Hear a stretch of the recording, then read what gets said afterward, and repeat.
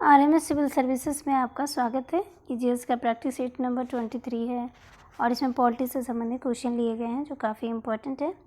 चलिए स्टार्ट करते हैं। पहला नंबर क्वेश्चन है, लोकसभा का पहला आम चुनाव कब हुआ था? Option A 1949, option B 1952, option C 1950 और ऑप्शन डी 1954। तो इसका आंसर बताएं क्या होगा। और ये इजी क्वेश्चन है तो बताएं। ऑप्शन बी, ठीक है, कि लोकसभा का जो पहला चुनाव हुआ था वो 1952 में हुआ था। 26 जनवरी 1950 को संविधान लागू होने के बाद लोकसभा का पहला आम चुनाव 1951-52 में हुआ।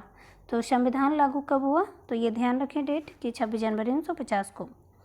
25 अक्टूबर 1951 में चुनाव की शुरुआत हुई और 21 फरवरी 1952 को खत्म हुआ। और यह चुनाव 489 लोकसभा सीटों के लिए हुआ था। प्रथम लोकसभा का जो पहला अधिवेशन 13 मई 1952 को हुआ था। ओके, तो ये ध्यान रखिएगा। सेकंड नंबर क्वेश्चन देखिए, निम्नलिखित में से कौन संसद की लोक लेखा समिति की बैठकों में उपस्थित रहता है? ऑप्शन ए भारत के महान्यायवादी, ऑप्शन बी भारत के महाधिवक्ता, ऑप्शन सी भारत के नियंत्रक एवं महालेखा परीक्षक, ऑप्शन डी इनमें से कोई नहीं। तो इसका आंसर बताएं क्या होगा। ऑप्शन सी, ओके, भारत के नियंत्रक महालेखा परीक्षक। भारत के नियंत्रक महालेखा परीक्षक संसद के लोक लेखा समिति की बैठक में भाग ले सकते हैं। अनुच्छेद 149 में नियंत्रक महालेखा परीक्षक के कर्तव्य एवं शक्तियों का उल्लेख किया गया है। तो इसे ध्यान रखिएगा। 149 जो है वो नियंत्रक महालेखा परीक्षक यानी कैग का उल्लेख किया गया है। तीसरा नंबर क्वेश्चन देखिए, नियंत्रक एवं महालेखा परीक्षक की नियुक्ति राष्ट्रपति द्वारा होती है, अपने पद से उसे हटाया जाता है।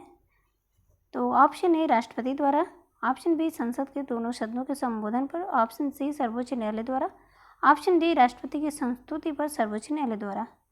तो इसका आंसर बताएं क्या होगा। ऑप्शन बी, ठीक है, संसद के दोनों सदनों के संबोधन पर हटाया जाता है। 4 नंबर क्वेश्चन देखिए कि राज्य विधानसभाओं में आंग्ल भारतीय समुदाय के लिए प्रतिनिधित्व का प्रावधान भारत के संविधान के किस अनुच्छेद द्वारा किया गया है? तो अनुच्छेद ऑप्शन ए में है अनुच्छेद 330, ऑप्शन बी अनुच्छेद 331, ऑप्शन सी अनुच्छेद 332, ऑप्शन डी अनुच्छेद 333। तो इसका आंसर बताएं। ये काफ़ी इम्पोर्टेंट क्वेश्चन है, एग्ज़ाम में कई बार आ चुके हैं। तो इसका आंसर बताएं। Option D, okay, option D इसका आंसर होगा।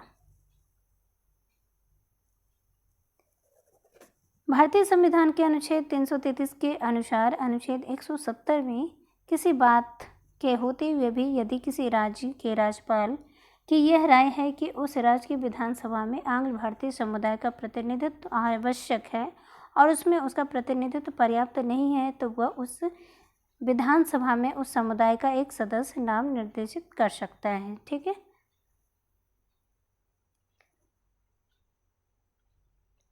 4 नंबर क्वेश्चन देखिए, 5 नंबर ये क्वेश्चन होगा कि लोकसभा का कोरम कुल सदस्य संख्या का कितना होता है?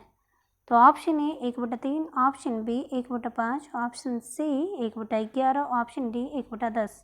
तो इसका बताएं कि कोरम गण पूर्ति पूरा करने में कितना होता है। तो आंसर जो होगा वो 1/10 होगा। ठीक है, गण पूर्ति जो होता है वो 1/10 होता है कुल सदस्य संख्या का। कि अनुच्छेद 100 के 3 के अनुसार लोकसभा या राज्यसभा का कोरम यानी गण पूर्ति कुल सदस्य संख्या का 1/10 भाग होता है। मुख्य विपक्षी दल की मान्यता हेतु भी यह सदस्य संख्या मान्य होता है। ओके। 5 नंबर क्वेश्चन देखिए कि लोकसभा के नेता कौन होता है? ऑप्शन ए राष्ट्रपति, ऑप्शन बी प्रधानमंत्री, ऑप्शन सी अध्यक्ष, ऑप्शन डी इनमें से कोई नहीं। तो लोकसभा के नेता कौन होता है? तो इसका आंसर क्या होगा? Option B. Okay, option B इसका आंसर होगा, प्रधानमंत्री होता है। अनुच्छेद 75 के 1 में दिया है कि राष्ट्रपति लोकसभा में बहुमत दल के नेता को प्रधानमंत्री पद पर नियुक्त करेगा। ठीक है, राष्ट्रपति करेगा। सदन का नेता उस सदन का सदस्य होता है। प्रधानमंत्री लोकसभा का सदस्य नहीं हो तो लोकसभा में सदन का नेता किसी मंत्री को बनाया जाता है जो लोकसभा का सदस्य हो।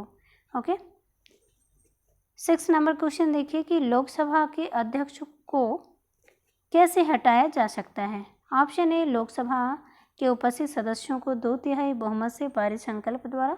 ऑप्शन बी, लोकसभा के सदस्यों के बहुमत से पारित संकल्प के द्वारा। ऑप्शन सी, प्रधानमंत्री की सिफारिश पर राष्ट्रपति द्वारा। ऑप्शन डी, इनमें से कोई नहीं। तो इसका आंसर बताएं क्या होगा। ऑप्शन बी, लोकसभा के सभी सदस्यों के बहुमत से पारित संकल्प द्वारा इसका आंसर होगा। ओके,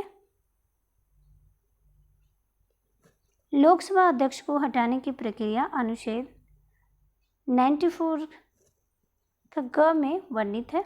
लोकसभा के तत्कालीन समस्त सदस्यों के बहुमत से पारित संकल्प द्वारा लोकसभा अध्यक्ष को पद से हटाया जा सकता है, परंतु ऐसा संकल्प तब तक प्रस्तावित नहीं किया जा सकता जब तक इस आशय की कम से कम 14 दिन पूर्व लिखित सूचना न दे दी गई हो। तो ये ध्यान रखिएगा, 14 दिन पूर्व सूचना।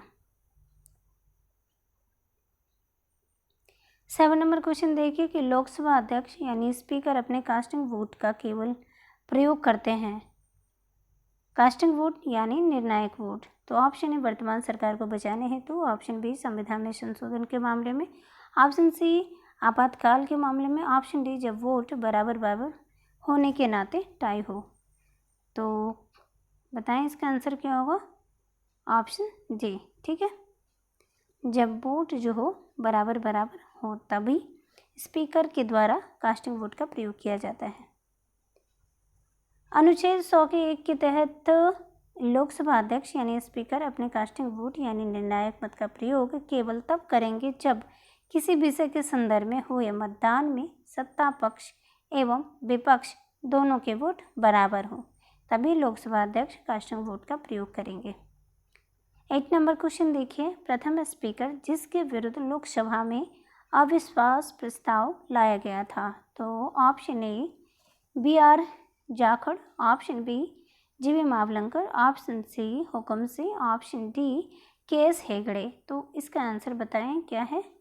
और ये काफ़ी अच्छा क्वेश्चन है, तो इसका आंसर जो होगा ऑप्शन बी होगा। ओके, GV मावलंकर इसका आंसर है।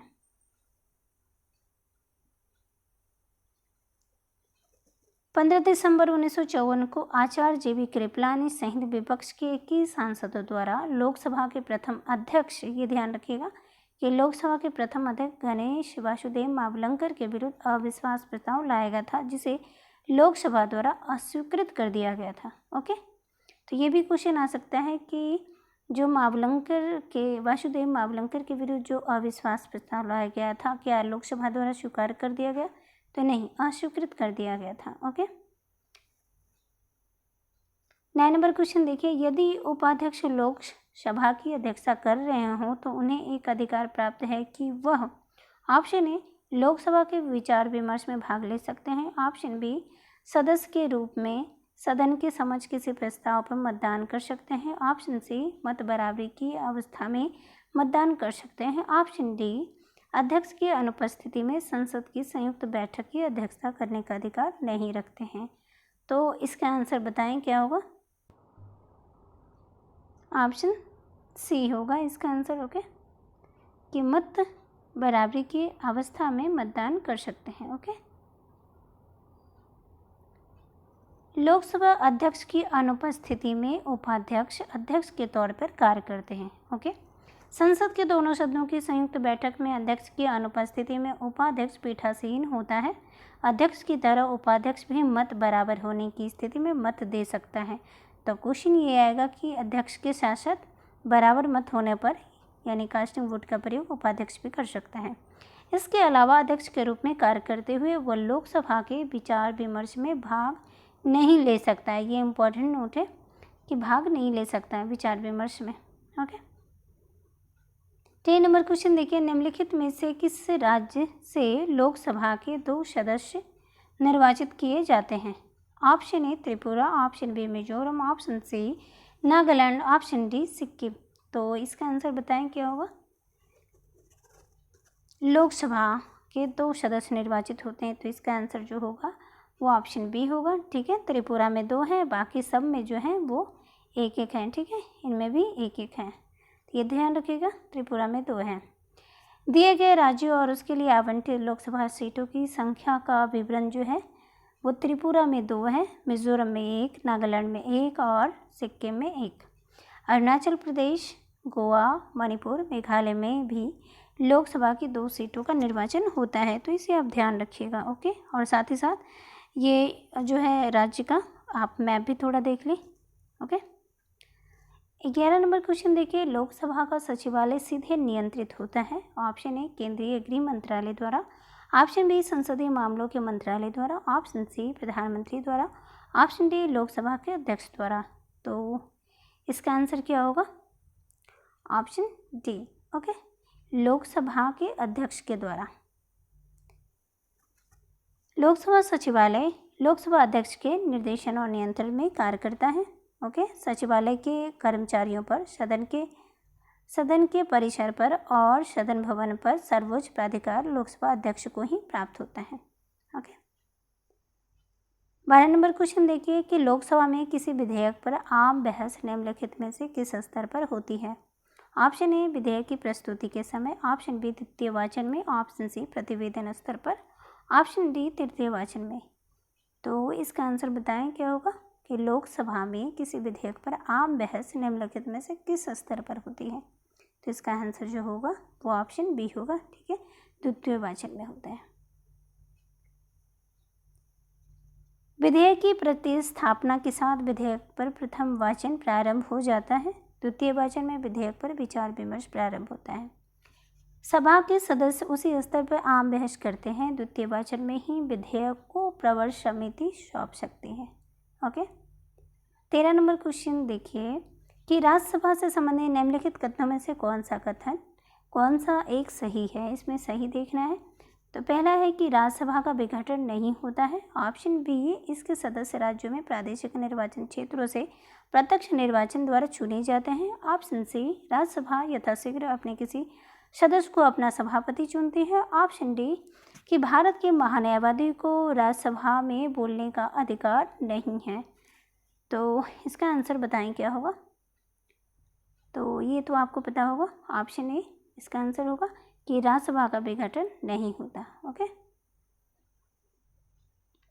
राज्यसभा भारतीय लोकतंत्र की ऊपरी प्रतिनिधि सभा के साथ अस्थायी सदन है और इसका विघटन नहीं होता। इसके सदस्यों का जो कार्यकाल है वो 6 वर्ष का होता है। ये ध्यान रखिएगा कि सदस्यों का कार्यकाल, ना कि राज्यसभा का, तथा 1/3 सदस्यों का निर्वाचन प्रत्येक 2 वर्ष पर होता है। ये ध्यान रखिएगा कि 1/3 जो सदस्य होते हैं उनका निर्वाचन प्रत्येक 2 वर्ष पर होता है।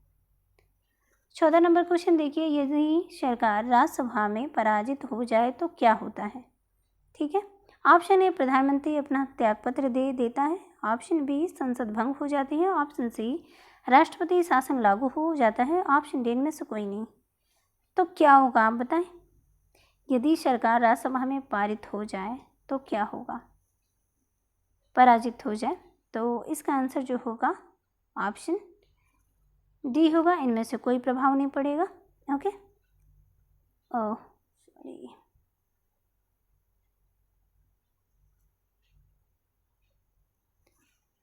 यदि सरकार राज्यसभा में पराजित हो जाए तो सरकार के ऊपर कोई प्रभाव नहीं पड़ता, क्योंकि अनुच्छेद 75(3) के अनुसार सरकार लोकसभा के प्रति उत्तरदायी होता है, न कि राज्यसभा के प्रति। इसी वजह से सरकार पे कोई प्रभाव नहीं पड़ता यदि वो पराजित हो जाता है तो। ओके, पता नहीं ये ऊपर नीचे क्यों हो रहा है। 15 नंबर क्वेश्चन देखिए कि राज्यसभा का अध्यक्ष, ऑप्शन ए राष्ट्रपति द्वारा नियुक्त किया जाता है। ऑप्शन बी संसद द्वारा चयनित होता है। ऑप्शन सी उपराष्ट्रपति पदेन अध्यक्ष होता है। ऑप्शन डी राज्य परिषद के सदस्यों द्वारा चुना जाता है। तो इसका आंसर बताएं क्या होगा? इसका आंसर बताएं, ऑप्शन सी, ठीक है, उपराष्ट्रपति पदेन अध्यक्ष होता है। राज्यसभा का अध्यक्ष उपराष्ट्रपति पदेन अध्यक्ष होता है। उपराष्ट्रपति राज्यसभा का पदेन अध्यक्ष होता है। अनुच्छेद 89 के 1 में के तहत भारत का उपराष्ट्रपति राज्यसभा का पदेन सभापति होगा। उपराष्ट्रपति का निर्वाचन संसद के दोनों सदनों के निर्वाचित सदस्यों को मिलाकर बनने वाले निर्वाचक मंडल द्वारा किया जाता है, जिसका वर्णन संविधान के अनुच्छेद 66(1) में किया गया है। ओके, तो इसे आप ध्यान रखिएगा। और ये लास्ट क्वेश्चन था। ओके, नेक्स्ट वीडियो में मिलते हैं। Okay, thank you.